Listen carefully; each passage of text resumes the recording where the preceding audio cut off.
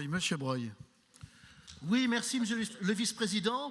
En lisant attentivement votre projet de budget, j'ai découvert que l'on allait affecter des rames Régiolis bimode, diesel électrique, à la ligne Clermont-Ferrand-Thiers. Cette ligne n'est pas électrifiée, elle ne sera probablement jamais, et vous le savez comme moi, elle fait partie des lignes qui sont menacées purement et simplement de disparaître pour cause d'entretien. Par ailleurs, il existe actuellement du matériel dans les dépôts de la SNCF. Ce sont notamment les TER X2200.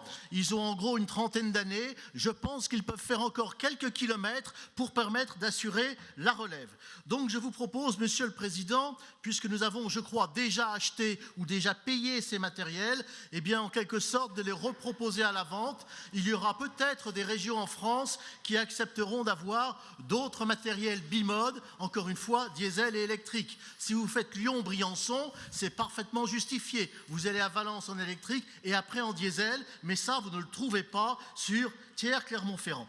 Et si on avait envisagé d'affecter plutôt 3 rames Régiolis à la liaison Clermont-Thiers, c'est une somme de 24 millions d'euros. Alors moi, je vous suggère d'aller sur le Bon Coin et vous mettrez une annonce. Le Conseil régional Auvergne-Rhône-Alpes cède pour 20 millions d'euros 3 rames Régiolis. Et nous affecterons ainsi ces 20 millions d'euros à la future remise en état de la ligne sur Noiretable, puisque M. Mignola, en commission transport, nous a gentiment fait remarquer que la remise en état de cette infrastructure, ça coûterait au bas mot 60 millions d'euros. Donc vous voyez, on a déjà trouvé 20 millions d'euros sans pour autant déshabiller en quelque sorte la ligne actuelle. Il existe encore, et je me répète, ces TER X2200 qui sont aptes à 140 km/h.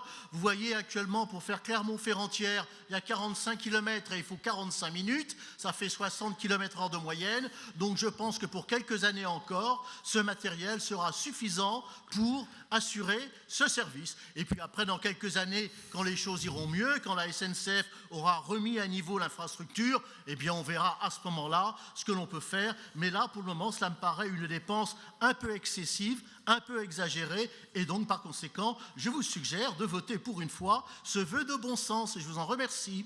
On a bien compris. Merci, Monsieur Breuil, qui souhaite s'exprimer sur cet amendement.